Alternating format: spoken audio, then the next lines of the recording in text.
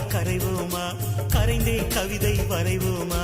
சுட்டியே கண்ணு குட்டியே